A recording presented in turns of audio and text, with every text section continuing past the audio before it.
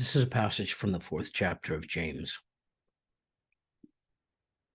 Come now, you who say, today or tomorrow we will go to such and such a town and spend a year there doing business and making money. Yet you do not even know what tomorrow will bring. What is your life?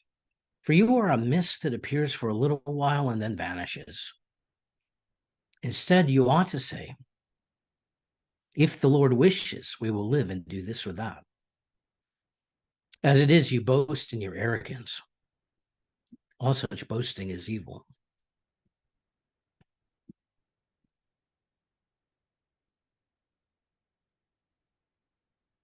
In the August edition of the journal Christian Century, Martha Tarnick, the rector of an Anglican church in Toronto,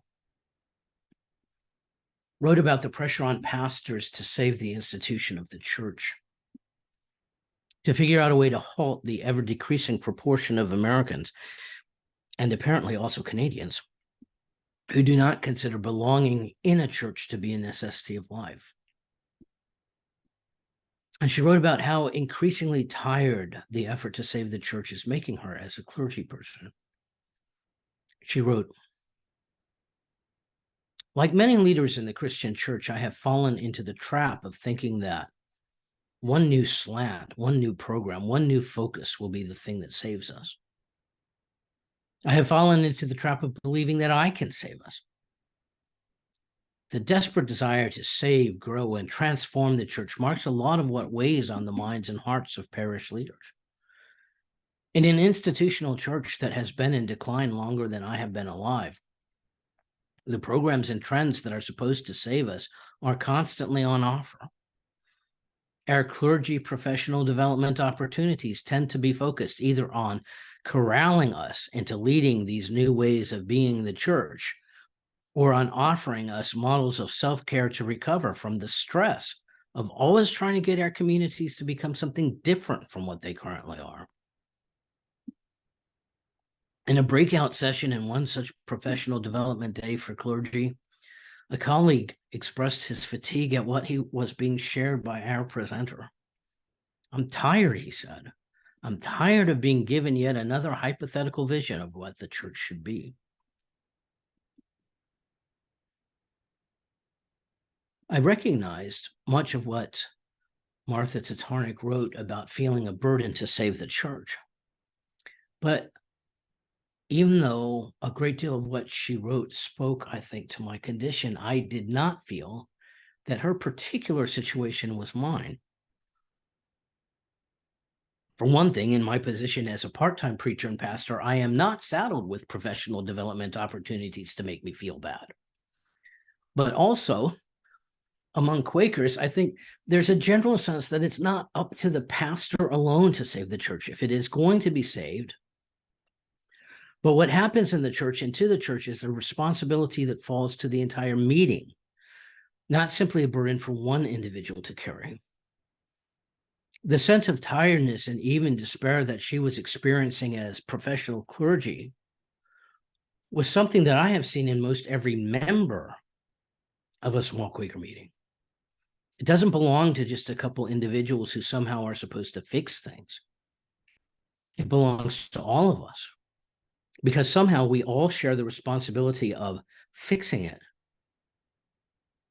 And so her realization that the mindset of fixing it is not a useful one is a realization for all of us.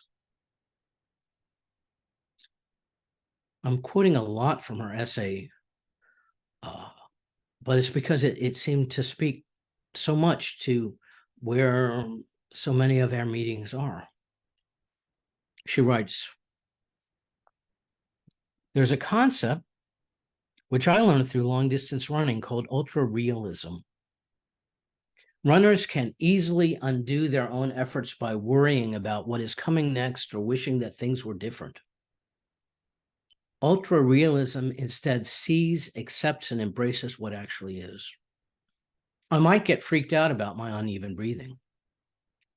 I might feel despair about the spitting rain and how slowly the first mile seems to have gone when I still have 18 to go. But while these things about breathing and rain and mileage might be true, I can choose to recognize that right here in this present moment, my leg muscles feel strong. The rain is refreshing, and I have the great privilege of being able to run. I can feel the discomfort, but also recognize that not only am I not dying, not only am I safe and okay, but I am running and it feels good. The concept of the ultra real could have powerful implications for the life of the church. As an institution constantly reminded of its own decline, it is easy to get locked into endless lamenting.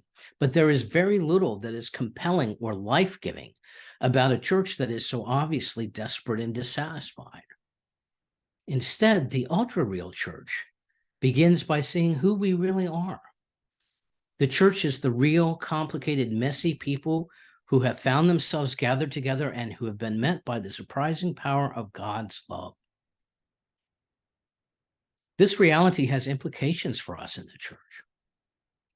Our job is amazingly simple. Our job is to lift up the real stories of struggle, mess, heartbreak, and beauty, to help us better see the truth of how God is meeting us right here and right now. It is a holy thing indeed to be able to care for and pray with people in the most critical moments of their lives. By God's grace, as we continue to invest our hearts and souls in this, we can participate in something beautiful. We can serve and fail and fight and admit inadequacy. We can marvel at what God does with our inadequacy. What we don't have to do is save anything. I haven't been commissioned by Jesus to go and reverse trends of institutional decline. Neither have you. What we are invited to do is turn around, repent, and open our eyes to the kingdom that, with or without us, is already here. We don't have to fearfully manage the powerful rain of God's healing and transforming love. We don't need to make it something else or wish it were different. We do need to get better at putting our energy, attention, time, and love toward what is already happening. In seeing and accepting, I find something to embrace rather than run from. The thing I end up embracing is salvation. But it's not up to me to make it happen, and it's not about resuscitating a dying institution either. Why bother with any of this? Why should the church keep trying to gather? We bother and we gather because the church bears witness to the truth of who we really are. Whether or not an individual participates in a faith community, the inescapable truth for every creature on this planet is that we are connected. I might wish I could pick and choose which parts of creation and which of God's creatures share in that connection, but God is a pretty good door crasher when it comes to the gates of my heart. As COVID made clear, we are radically infected by one another's oxygen and water vapor and germs and skin molecules. And at the same time, our souls actually can't know and love God without one another. The great crises of our modern day living are all rooted in having lost sight of that truth. The gathered church bears witness for us and for the world to the inescapable truth of how our lives are finally and forever bound together. As an institution, the church is littered with all the ways that we get this wrong. It is also showered with the inconvenient blessing of the God who keeps showing up, especially in the people and places I might rather edit out of my field of vision. It is not hypothetical. With or without us, it is happening. That's what I want to get better at seeing. That's what I want to love and serve. I want to lift up those stories of God meeting us in the mess and binding, the heartbreak and confusion and truth of just how infected with one another we really are. I want to love and serve an offering that has a chance of speaking to a whole world of hungry, broken, messed up people who are also already brimming with stories of God's touch and looking for language and permission to speak of holy things.